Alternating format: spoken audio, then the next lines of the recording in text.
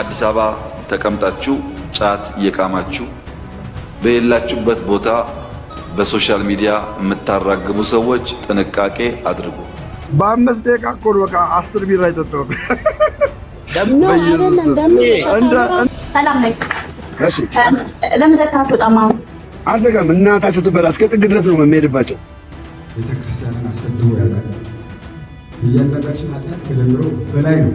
ግን እሱ ፊት ለፊት ስለተናገረ እናሽብዳቺ ሹጣም መንገድ ላይ መቆም ይሻል ማለት ደም ቆይ ደም እየሸጣችሁ ለአረብ ሀገር ወንዶች ታሰቃያላችሁ። እግዚአብሔር ኃጢአትን እንጂ ኃጢአተኞችን አይጸየፍም። አንደኛ። ሁለተኛ ቤተክርስቲያን የተሰራችው በጤነኞች ብቻ አይደለም፣ ለበሽተኞች ነው። ፈተና በገጠማችሁ ጊዜ ጠንቋይ ቤት እኔ እግዚአብሔር አልሰማኝም፣ እስኪ ጠንቋይ ቤት ደርሼ ልምጣ እምትሉ የላችሁ። ክደት ማለት ይህ እኮ ነው። ሰላም ጤና ይስጥልኝ። እንዴት አደራችሁ? እንዴት ዋላችሁ? እንዴት አመሻችሁ? አምላክ አበው ቅዱስ እግዚአብሔር ስሙ ዛሬም ዘወትርም የተመሰገነና የተወደሰ ይሁን። በሁለት አበይት ጉዳዮች መጣሁኝ። ትናንትና አብይ አህመድ በፓርላማው ሲናገር እንደነበረው የአርሲን ጉዳይ ክደት ፈጽሞ ዋሽቶ ነበር።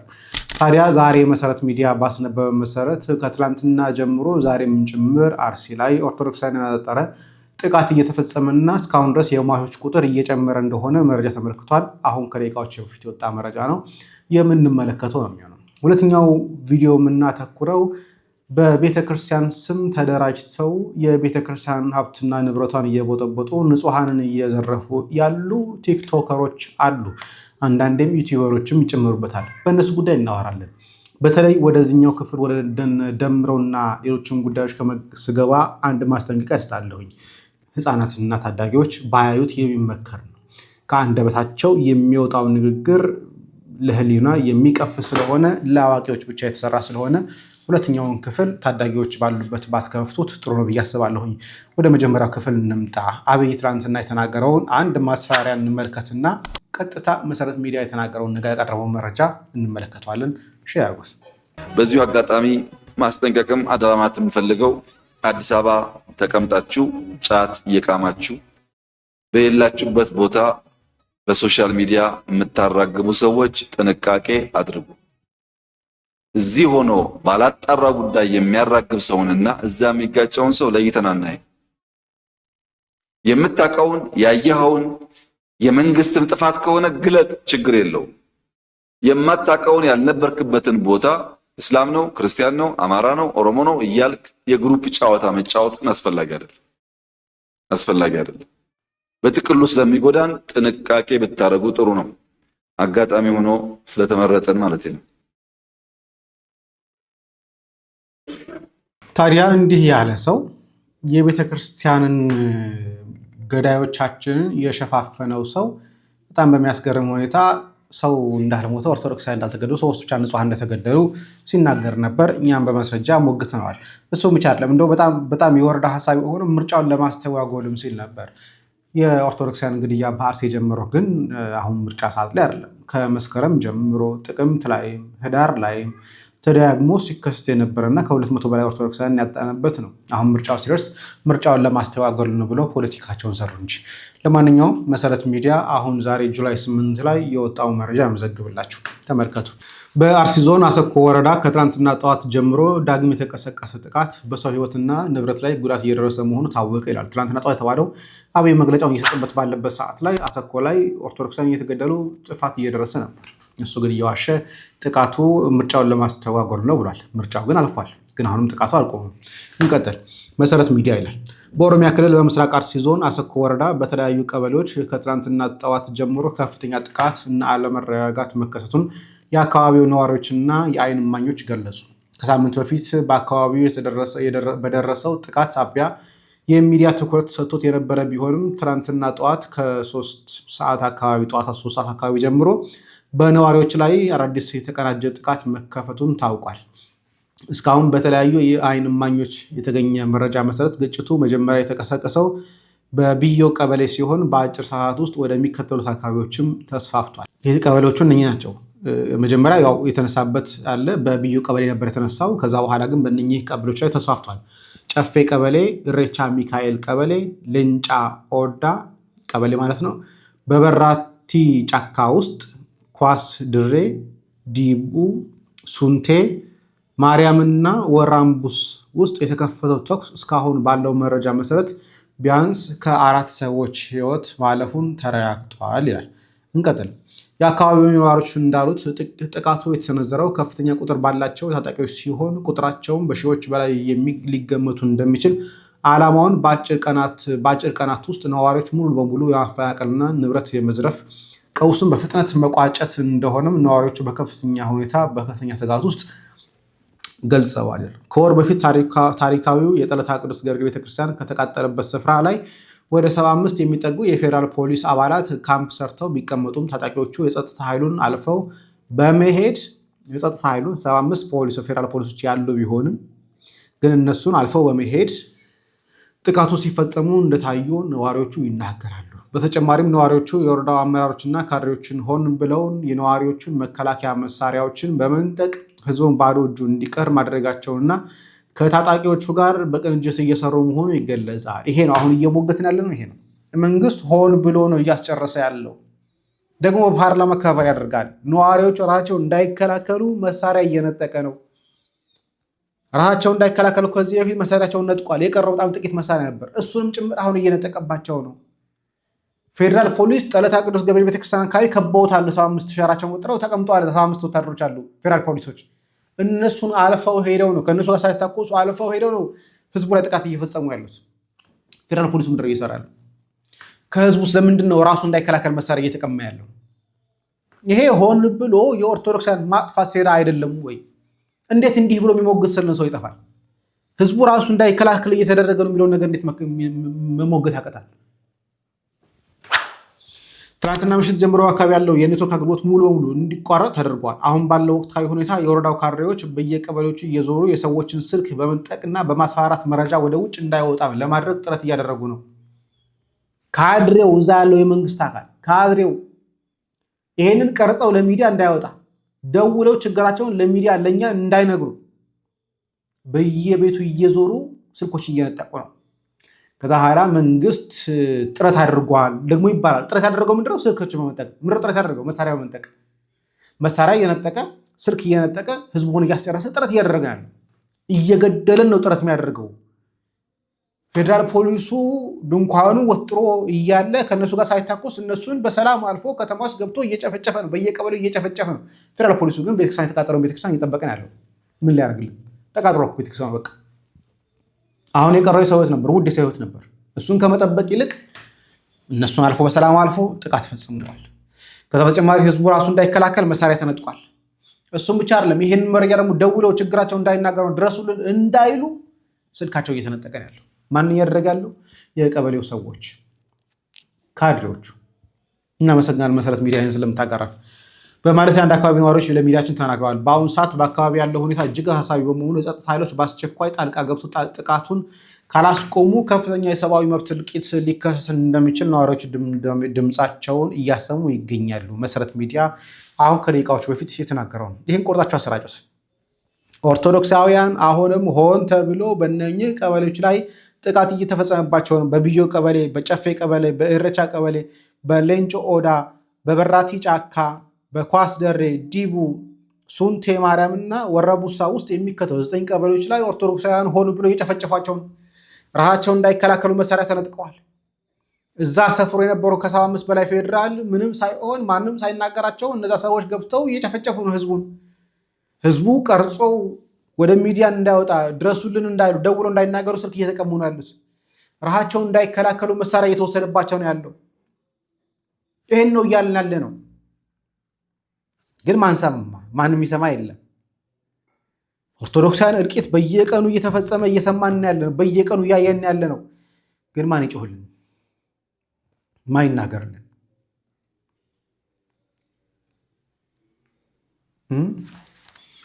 ይሄ እንግዲህ ዛሬ አሰኮ ላይ እየሆነ ያለ ነው። በዋናነት አሰኮ ላይ እየሆነ ያለ ነው። አርሲ ዞን አሰኮ ወረዳ ላይ እየተፈጸመ ያለ የኦርቶዶክሳውያን እልቂት ነው። ይሄ አንደኛው ክፍል ነው። ወደ ሁለተኛው ክፍል እንሸጋገር። እስካሁን ድረስ ላይክ ካላደረጋችሁ ላይክ አድርጉ፣ ሼር አድርጉት፣ ለብዙዎች እንዲደርስ አድርጉት። በተቻላችሁ መጠን ሀሳባችሁንም በኮሜንት ሳጥን ላይ አሳውቁኝ። ወደ ሁለተኛው እንለፍ። ለመሸጋገሪያ የሆነን ዘንድ መሪጌታ ብርሃኑ ተክለያሬድ እንዲህ ብለዋል። ቤተክርስቲያን ገቢ ማሰባሰቢያ የሚመስል ቤተክርስቲያን ከአገልግሎት ዘርፎቿ ውስጥ ያካተተችው የስብከተ ወንጌል ነው አይደለ? ተልእኮዋ ከስብከተ ወንጌል ተልእኮ ይልቅ ህንፃ መገንባት፣ ህንፃ ማደስ አንድ ተልእኮ አድርጎ የተቀበለ አንድ አካል መጣ። ልክ ህንፃ ማደስ፣ ህንፃ መገንባት አንድ ሚሽን ነው ብሎ የመጣ አካል እንዳለ ሁሉ ኢቨንት ኦርጋናይዘር ተፈጥሮ ደግሞ ገቢ ማሰባሰብ ደግሞ አንድ ስራው አድርጎ የተቀመጠ ደግሞ ሌላ አካል መጣ። ታዲያ እነኚህ ሰዎች አንዳንዶቹ እኛም ብሎክ አድርገውን እንዳናያቸው የሚሰሩትን ነገር እንዳናያቸው እየጣሩ ነው ያሉት።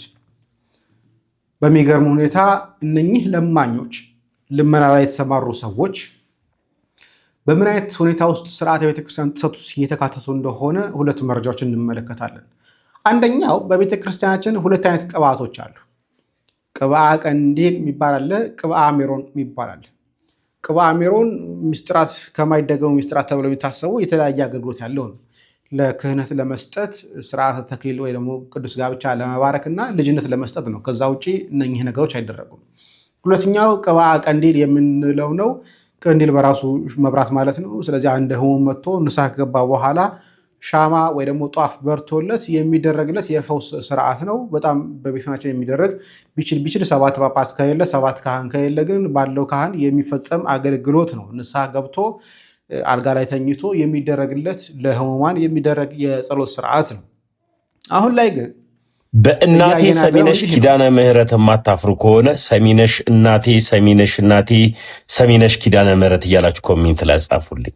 የማታፍሩ ከሆነ ምን ተገኝቶ ነው ቅባት እየተቀባለ? ይሄ ብቻ አይደለም፣ ደምሮም ጭምር ቅባት ሲቀባ ነበር። አሁን ወደ ደምሮ ልገባ ነው።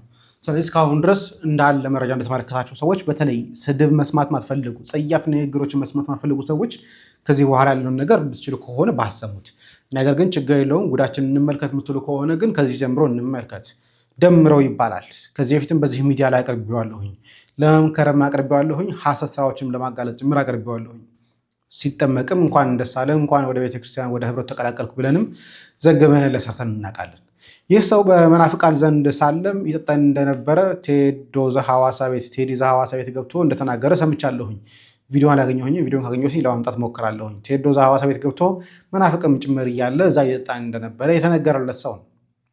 ታዲያ አሁን ላይ ሰክሮ እየመጣ እንደፈለገ ነው የሚናገረው። ሚዲያ ላይ እንደፈለገ አፉን ይከፍታል። አፉን ከከፈተ በኋላ ይቅርታ የሚባልበት ሁኔታ ደግሞ እሻ እናያለን። ደግሞ ይቅርታ ጠያቂው ማን እንደሆነ ደግሞ የምንመለከተው ነው የሚሆነው። ደግሞ ይቅርታ የሚጠየቅበት ምክንያት ምንድን ነው የሚለውን ነገርም እንመለከተዋለን። ከዚህ እንጀምር። መስደቃ ኮል በቃ 10 ቢራ ይጠጣው። ሰላም ነኝ።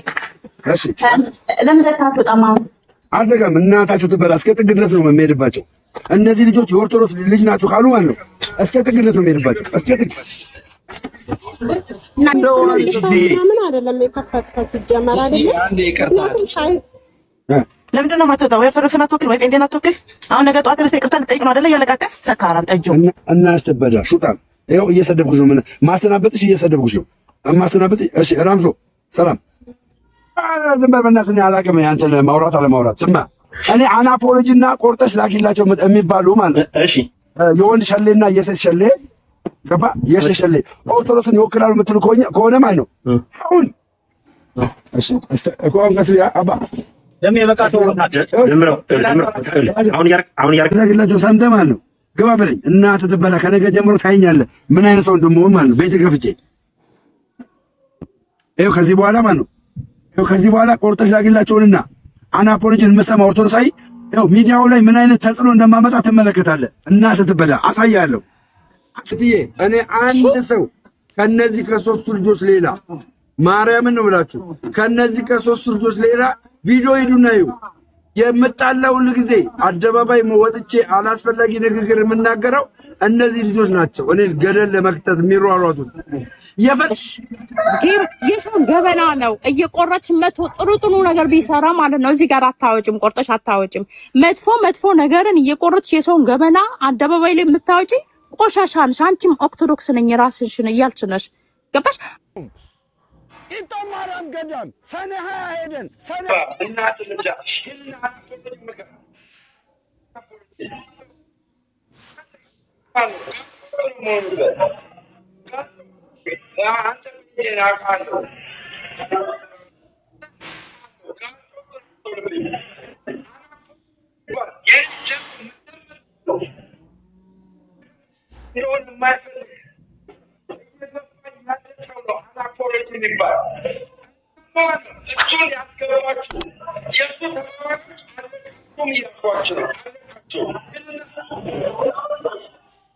الناس برنامجي في السوق زمان سنة كذي ولا عركبت شيء زمان شيء سنة وإفريم شراكو لارجلت ليرمي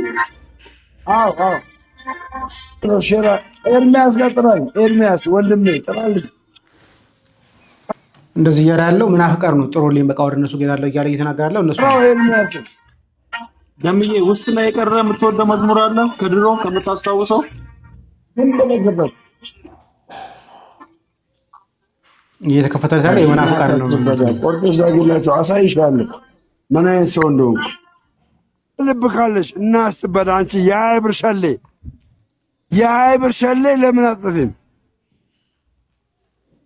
አንቺ ማን አናፖሎጂ ማን የሆነ ስማ ቆርጦስ ዳግላቸው የአይብር ሸሌ ለምን አጥፊም የአይብር ሸሌ ለምን አጥፊም አረብ ሀገር ላይ በሃይብር የምትበጂ ለምን አጥፊም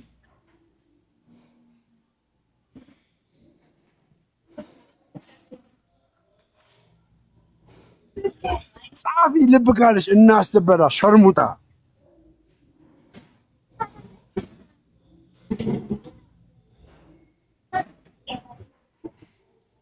ታጅበዳ ያው ይቅርታ ማንንም ነው ማጠይቀው ያው ይቅርታ ማጠይቀው እነሱ በገብተው ካስተማሩ ማለት ነው እሰድባቸዋለሁ አናፖሎጂ ቤት ገብተው አንድ ሰው ካስተማረ አይ ማንም አስተማረ አንተ ደግሞ ራስህን አንተን አትበላ ደሜ አትሳደብ እናት ልብዳ ሹጣም ዝም በል ማንን ነው ደሜ ዝም በል እሺ ወንድሜ እሺ ዝም በል እኔን እንደዚህ ምን ያክል ተጽዕኖ ፈጣሪ እንደሆኑ ያያሉ ምን ያክል ማለት ነው ምን ያክል እነዚህ አናፖሎጂ ቆርጠሽ ላኪላቸው ፔንኪለር ሰዎች እየሰማሽ ነው ልጅ ማለት ነው ሌሎች ብዙ ህጻናቶችም ማለት ነው በኦርቶዶክስ እምነት ላይ ጥርጣሬ እንዲያደርጉ የምታደርጉት እናንተ ይኸው ታንቀሙት ሰማችኋ ታንቀሙት እያለች ነው ነገራቸው አባቴ ታንቆ አይሞትም ባላቸው አባዬ ታንቆ በተቻለ መጠን የህፃኑን ቪዲዮ ብለር ለማድረግ ሞክራለሁ ነገር ግን እንዲህ አይነት ነገሮች ህፃናትን ወዳልሆነ ቦታ መገፋፋት የሚቻል ቢሆን ለህግ አካላት አቀርቦ መናገር ላይ ጥያቄ ማስጠየቅ ነበረበት መታሰር ካለበት እንኳን መታሰር ነበረበት ግን አሁንም ለማንኛውም የዚህ ህፃ ልጅ ቪዲዮ ፎቶ ለመሸፈን ሞክራለሁ አባዬ በላቸው አባዬ ታንቆ አይሞትም እናንተ ግን ገላችሁን እየሸጣችሁ ለአረብ ሀገር ወንዶች ተሰቃያላችሁ አባቴ እውነተኛ የተዋህዶ ልጅ ነው አየሽ ማለት በቦታ ሁሉ ማለት ምንም አይነት ነገር ከነዋሪ አይጣል ቆርጠሽ ላኪላቸው መተባል ይሄው መተባል አናፖሎጂ ፔንኪለር ባላችሁበት ኪዳነ ምሕረት ምስክርና ባላችሁበት ቦታ ሁሉ ማለት እግዚአብሔር ያሳየኛል የእናንተ መጨረሻ ያሳየኛል ጠብቁ ይሄው የሞታ ኪዳነ ምሕረት ባላችሁበት ቦታ ማለት ነው ያሳየኛል ይሄውንሽ እየነገርኩሽ ነው እያየሽ ነው እማምላክ ምስክሬ እማምላክ ምስክሬ ይኸውልሽ ባለሽበት ቦታ ማለት ነው ታሳየኛለች አንቺ የአረብ ሀገር ገረች ጠብቂ መገላገላሽን ምሽቲ ታሳየኛለች እሺ ታሳየኛለች እኔ ለመናፍቃን አላሳልፈሽ ይሄን እያለ ያለው በነገራችን ላይ የእመቤታችን ስዕል ይዞ እንደምትመለከቱት የእመቤታችን ስዕል ይዞ ነው የሚሳደበው የእመቤታችን ስዕል ይዞ ነው የሚራገመው ከአንደበቱ ጸያፍ ንግግር እየወጣ ያለው የእመቤታችን ስዕል ይዞ ነው እሺ ለመናፍቃን ታሳየኛለች ጠብቂ እማምላክ ምስክሬ ብዙዎች ነው ያጠጣኝ እነዚህ ናቸው የኔ ቪዲዮ በምንም ነገር እንዳይታይ የሚያደርጉ እሺ ጋይ ይኸው በእናንተ አዝናለሁ ብላችሁ ኦርቶዶክሳዊ በላቸው በእናንተ አዝናለሁ ሜዳ ላይ ተኝታ ፊቷን በማታሳይ በማትታወቅ ሴት አባቴን ቀየራችሁ አዝናለሁ ሂድ ተኛ በቃ ተኛ ሂድ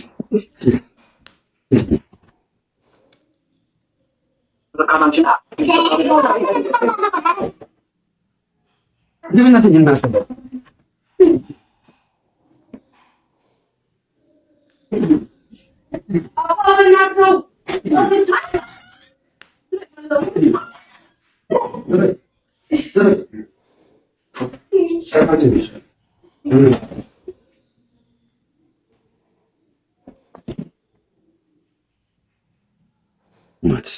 منافق انا يسمعني منافق الناس بتاعتي فوت عم من قال لهم تقومي شلي በጣም እዚህ ጋር ያለው ስድብ በጣም የከፋ ነው የሚሆነው። አሁንም ቢሆን ባካችሁ እንደው ተጠንቀቁ። ለምሳሌ ደሜ ስማት ምን ያደርግልሃል? ደሜ እንደዚህ ማለት ረጋሽ ላይ ይሄን ነገር ማሰማችሁ ምክንያት በኋላ አሁን ይቅርታ ጠይቀ የተባለበት ቪዲዮ ለማቅረብ ስለፈለኩኝ ነው። እንዴት አይነት ደፋርና ቤተክርስቲያንን እንዴት አድርገው ለመቀለድ እያሰቡ እንደሆነ ማሳያ ስለፈለኩ ስሜን ያጠፉ እናተ ተበዳ ምንም አታመጣም ያልከው ሹጣም ካሮዳን አንድ ቁጥ ዘፋን እናተ ተበዳ ዘጋታ አናፖሎጂን አቅፈድር ከፈለክ አናፖሎጂ የሚባል እሺ አቅፈው ወደር እዛው እንግሊዝ ሀገር ነው ፈልገውና አቅፈው ወደር እዛው ካካው ከፈለክ አናፖሎጂ የሚባሉን እሺ አንተ እንግሊዝ ነው የምኖረው አናፖሎጂም እንግሊዝ ነው የሚኖረው አቅፈው ካካው ከፈለክ እሺ ካካው ከፈለክ ባለጌ ስድ አናፖሎጂ የሚፈልግ ለከለዘ ነው እሺ ያው በቃ ወጣው እሺ አባቢ የማይሆን ነገር ስማ እኔ መረጃ አለኝ የ20 ብር ሸሌ አረብ በ20 ብር የሚበላሽ ልንገርሽ አረብ በ20 ብር የሚበላሽ ወረዳለው ቆርጠሽ ላኪላቸው እባክሽ የኔን ቪዲዮ ዴሊት አድርጊ በ20 ብር የሚበላሽ አረብ በ20 ብር የሚበላሽ አሳይሻለሁ እኔ ልንገርሻለሁ አሳይሻለሁ እስከ መጨረሻ ምን አይነት ሰው እንደሆነ አሳይሻለሁ ደምረው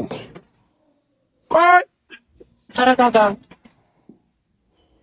ወጣሽ ላኪላቸው ብለህ ብትልኮ ቤተሰቦቿ ራሱ አያውቋትም። በዚህ ስም አንተ ራስን እንድታጠፋ ነው ፈልጓል። እናስበዳ እኔ መቼም ራስን አላጠፋም።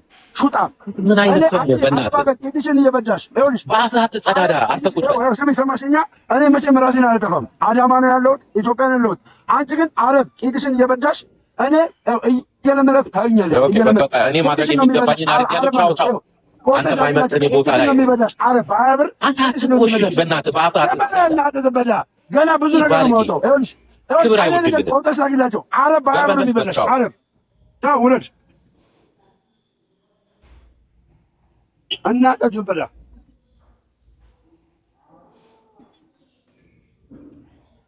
እናስበላ ራሴን መቼም አላጠፋም አለው። ቆርጠሽ ላኪላቸው። ራሴን መቼም አላጠፋም። ብሎክም ሚውትም አላለችም። ገባሽ? አንቺ አረብ ነው በ20 ብር ነው የሚበላሽ። በ20 ብር ቄጥሽን ገዛው።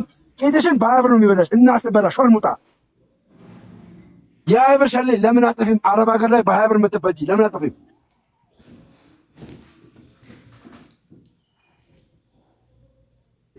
ጻፊ ልብ ካለሽ እናስበላ ሸርሙጣ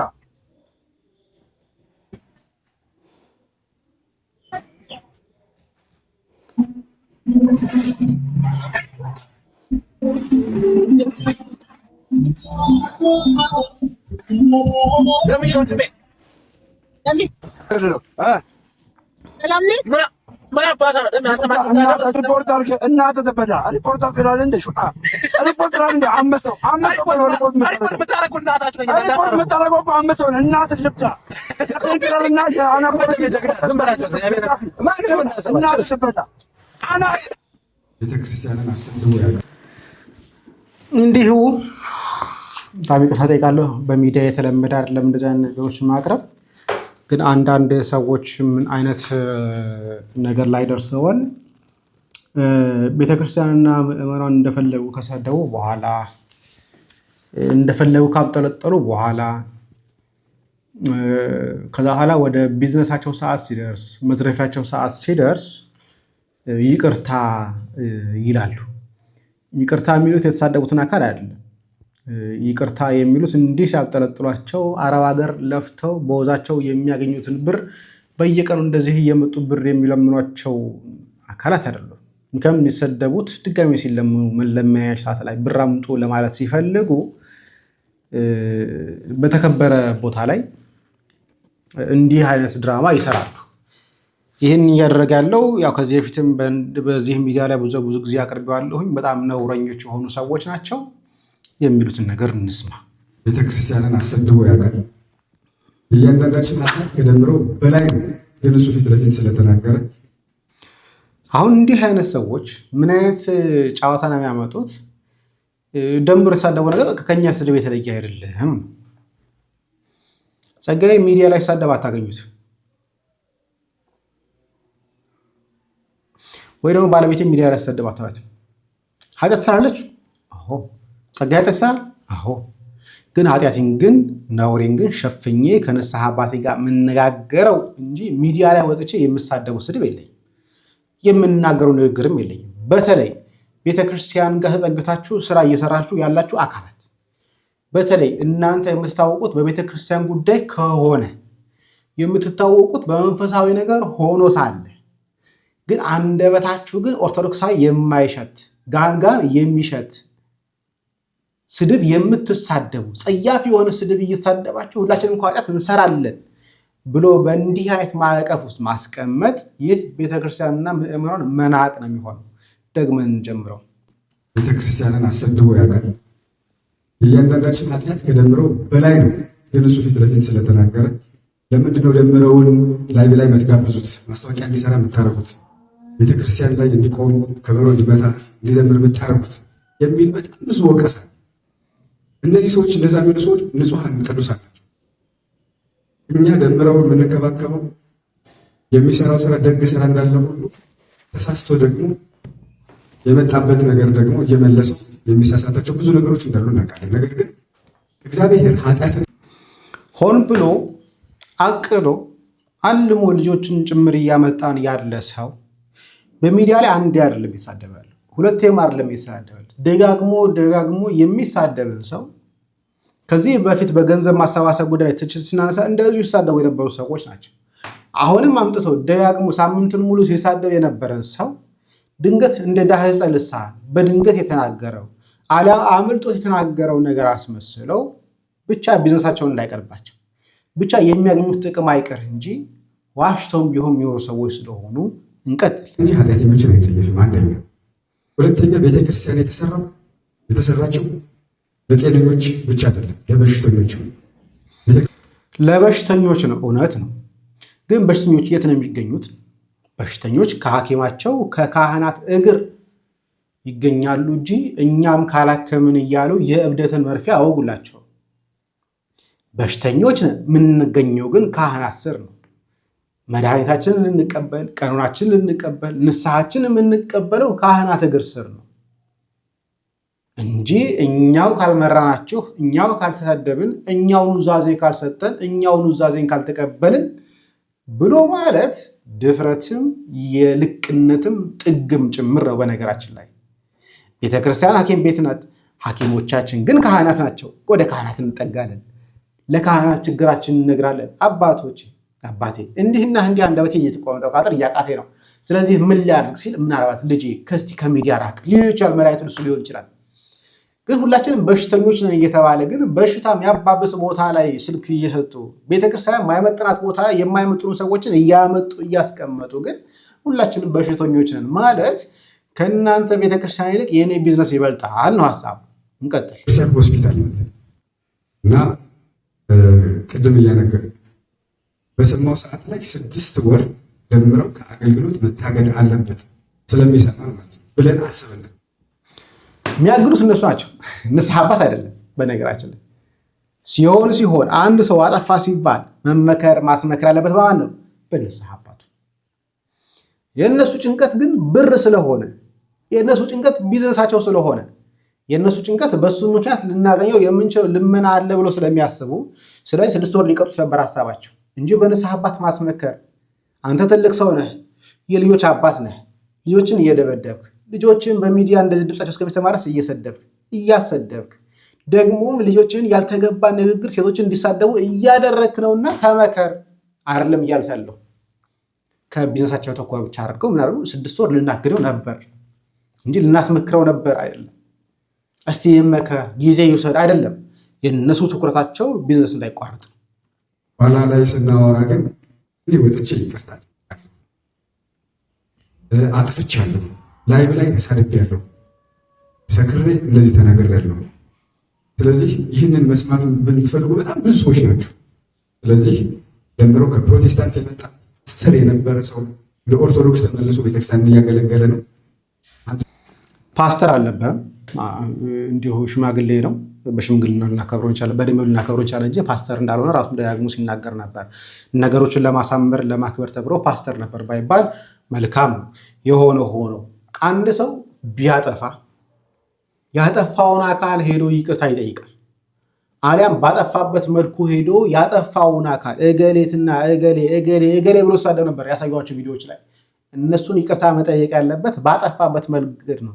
በመጣበት መንገድ በተናገረው በአደባባዩ ያን ነገር ያደርጋል እንጂ ደቂቃ ስሙትና ይቅርታውን ተቀብላችሁ አገልግሎቱ የማይገባ ማን ነው ይቅርታ የጠየቀው? እነ ቆርጠሽ ላክላቸው እና አና አፖሎጂ እነ ፔንኪለርን እነ ኢዮብን ነበር ሲሳደብ የነበረው። ግን ይቅርታ የሚጠይቀውን እስቲ እንስማ። እግዚአብሔር የማይገብርበት የኢትዮጵያ ኦርቶዶክስ ተዋሕዶ ቤተክርስቲያን አስተምሮ የማልፈቅድበት መጠጥ ውስጥ ገብቼ ከዛ መውጣት አቅቶኝ ነበር። በዛ ምክንያት ደግሞ ብዙ ነገሮችን አላሸሁ። ስለዚህ ዛሬ በእናንተ ፊትና በአባታችን ፊት እንግዲህ ሁላችሁንም ኢትዮጵያውያን የምታዩ ውጭ ሀገር ውስጥ ያላችሁ ሁላችሁንም ይቅርታ ጠይቃለሁ። ስለዚህ ይቅርታችሁን ስላደረጋችሁልኝ አመሰግናለሁ። ለታዋቂዎች ጠይቀው በጣም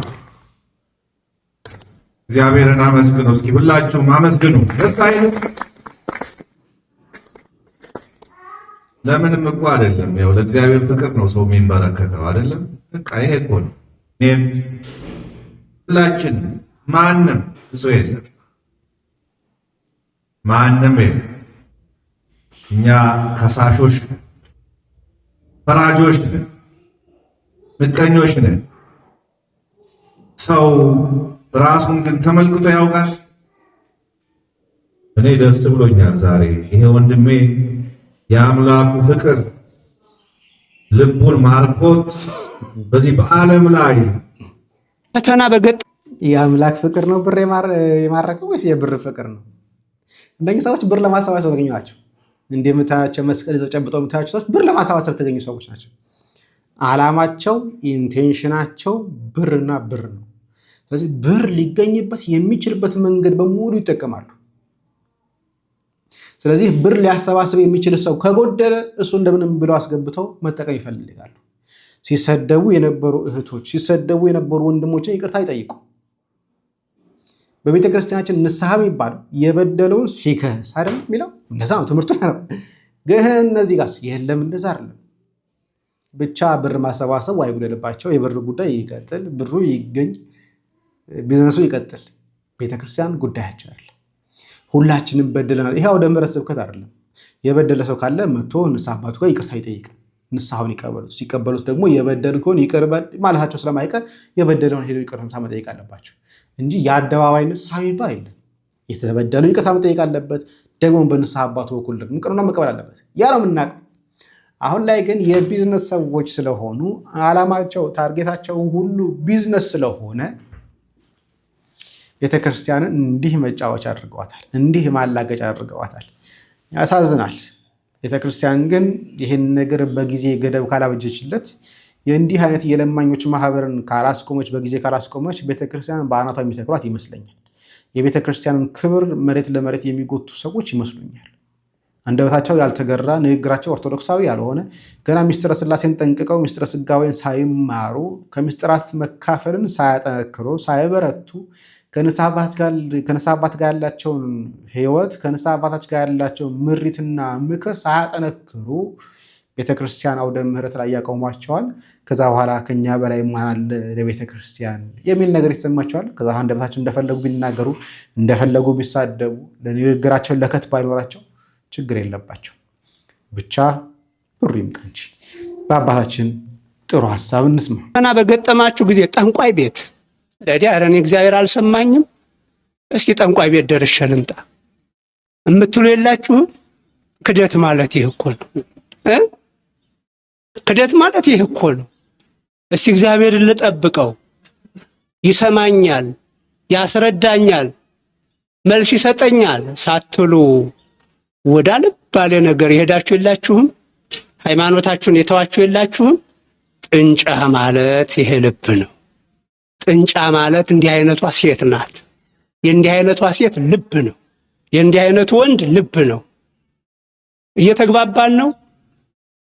ሰሙ ገበሬዎች፣ ለኛ በሚገባ ለአርሶ አደሮቹ ለገበሬዎቹ ልጆች ለኔና ለናንተ እንዲገባ ታስቦ የተሰጠ ትምህርት ነው። አለማወቁን የሚያውቅ ሰው እኮ ነው ትልቅ የሚባለው። አለማወቁን የሚያውቅ ሰው በቃ ይሄ መድኃኒት ተገኘለት። አለማወቁን የማያውቅ ሰው አይድረስባችሁ። አለማወቁን የማያውቅ ሰው በጣም ጥሩ እግዚአብሔር ይስጣችሁ። እንደው እንግዲህ 3 አይነት ሌሎች አሉ። እንግዲህ አንዳችን ባንዱ ገብተን ነው የምናልቀው። እንግዲህ መቼም ግን እንዲያው ያን እሾሃማው መሬት የሚመስላችሁ እንዲያው በቃ ዝም ብላችሁ የቃለ እግዚአብሔር የእውቀት ችግር የሌለባችሁ ግን ባወቃችሁት ልክ መኖር ያልቻላችሁ እስኪ እጃችሁን አውጡ። አይዟችሁ እጃችሁን አውጡ። ሊቃውንቱ እናውጣ። ይሄን በእውነት የኛ ነው እናውጣ። አትፍሩ እንግባባ። የእውቀት ችግር የለም። የምግባር ጉዳይ ነው። የመለወጥ ጉዳይ ነው።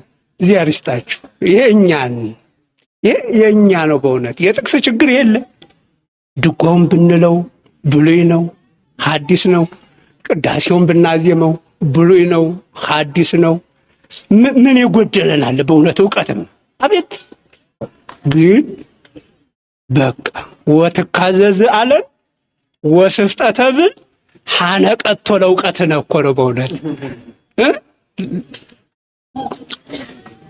ጥሩ። እንደው ጥንጫማው መሬት የምትመስሉስ እስኪ ጥንጫማው መሬት የምትመስሉ ምዕመናን እንዴት ነው? ሁሉንም ዝም ያ ማለትማ መልካሙ መሬት ነው እንደማለት ነው። እንደው የሆነ ነገር ትንሽ እየተሰሙና ግን የሆነ ፈተና ሲመጣ ጠንቋይ ቤትም ምንም የምትሉት እስኪ እጃችሁን አውጡ። አይዟችሁ አትፍሩ። አውጡ እንጂ ምን ያስፈራችኋል? ሄዳችሁ አታውቁም? በሃይማኖታችሁ ጽኑ ናችሁ? አልካዳችሁም? ብቻ እንዲህ ነን። ያው በዚህ ነው የምናልቀው። እንዲህ ብለን ነው የኛ ነገር የሚጠናቀቀው። የሆነው እውነት ለመናገር እንዲህ ብለን ነው። አንዳችን ጥንጫውን፣ አንዳችን እሾሃማውን፣ አንዳችን መንገዱን መስለን ነው የምንጠናቀቀው። የኛ ጉዳይ ይሄ ነው። ስለዚህ ዋናው ግን ምንድነው? የእግዚአብሔርን ቃል እንስማ። በሰማነው ቃል ምክንያት ሳንደረድር ለንስሐ እንብቃ። ፈንቅለን እንውጣ። ያ ፈንቅሎ አፈሩን ፈንቅሎ አይደል የበቀለው ያፈራው። እንደዛ እንሆን ለማለት ነው። ምዕመናን ሰምታችሁኛል? ተረድታችሁኛል? ውሰዱት፣ እንውሰደው፣ እንለወጥበት። ከዛሬ ጀምሮ ለንስሐ እንብቃ። በስርቆቱ፣ በሐሜቱ፣ በጥንቆላው፣ በዝሙቱ፣ በብዙ ነገር የባዘነው ሁሉ ብድግ እንበል፣ በንስሐ እንብቃል። የዘራነው ዘር እንዴት ስንት ሲሆን እያየን ያው አሁን ሐምሌ ላይ የምንዘራው ወድቆ እኮ አይቀርም። ይገርማችሁ፣ ይበቅላል፣ ያድጋል፣ ያፈራል። እሱ ሲነሳ እኛ ተኝተን እንቅር። የዘራናት ስንዴ የዘራናት ጤፍ ስትነሳ እኛ ወድቀን እንቅር። አይገርምም? እንደዛ ነው ምዕመናን፣ እንነሳ ለማለት ነው። እግዚአብሔር ከሁላችን ጋር ይሁን። ወስብሐት ለእግዚአብሔር። አሜን። አባታችን ቡራኬው ትድረሰን፣ እግዚአብሔር ይስጥልን። አሁን ላይ ህይወታችን ከጭንጫ ባለፈ ፍሬ የምናፈራበት ነው። ከዚህም ዘመኑ ዘመነ ሰማዕታት ዘመነ ክብር የምናገኝበት ነው። አሁን ላይ ሀገራችን ላይ የሆነ ያለውን ነገር ቤተክርስቲያን ላይ እየመጣ ያለውን በደል መቋቋም የምንችለው ቢያንስ ፍሬ የምናፈራ ሲሆን ነው። ካልሆነ ግን መውጫ መግቢያችን የሚጠብብን ይመስላል። ቤተክርስቲያን በሁሉም በኩል የሚበሏትና የሚፈትኗት አካላት በዝተዋል። በጣም በቁጥር እንዲህ ተብሎ ሊነገርላቸው በማይችል ደረጃ ቤተክርስቲያን እየገደሏት ያሉ እያቆረቆሯት ያሉ አካላት ኢትዮጵያ ውስጥ ሞልተዋል። በዓለም አቀፍ ደረጃም ጭምር ቤተክርስቲያን በአንድም በሌላም እየተፈተነች ነው። ክርስትና በአንድም በሌላም እየተፈተነ ያለው። ስለዚህ ሁላችንም ነቅተን ቤተክርስቲያን መጠበቅ አለብን። የአርሲን ጉዳይ ግን በሆነ ምክንያት መፍትሄ የማይባል ከሆነ በጣም ከባድ ጊዜ እንደሚሆን እናምናለን። እዚህ ላይ ላብቃ። በተለይ የቤተክርስቲያንን ብር እየበሉ ያሉ ቤተክርስቲያን ገቢ ማሰባሰብ ስብ ቤተክርስቲያን እየበጠበጧት ያለው ግን ከሆዲው አደም ማይገዙ ከሆነና ቤተክርስቲያን አደም ማታስገዛቸው ከሆነ ከባድ ነው። በእርግጥ ቤተክርስቲያን አደም ታስገዛቸው ይችላለች። አሁን ላይ የሚጠራቸው አካላት አስተዳዳሪ ምናምን የሚባሉ ሰዎች ስለሆኑ ብር ይፈልጋሉ። ብር ካለ ደግሞ ካህናት በአንዳንድ ካህናት ክርስቶስን ለመካድ ችግር የለባቸውም። እንደ ይሁዳ ብር ሲያገኙ ክርስቶስን የሚክዱ በጣም ብዙ ስለሞሉም ማለት ነው። ጥንቃቄ አድርጉ። ብር የሚሰጡ ሰዎች ለማን እየሰጣችሁ እንደሆነ ልብ አድርጉ። የኮሚሽን እና የፐርሰንት ጉዳይ ቤተክርስቲያንን በከባድ ሁኔታ ይጥላታል። ለማንኛውም መሪጌታ ብርሃኑ ተክለያሬድም ዝግጅት አዘጋጅተው በተለይ ጥሩ አድርገው እየተናገሩ ጥሩ አድርገው እየሰሩ ነው። ቴሌግራም ላይ ሼር አድርጋችሁ ነበረ። ዛሬ ተከታተሉት። ሰላም እግዚአብሔር ከእናንተ ጋር ይሁን። ቸር ቆዩ።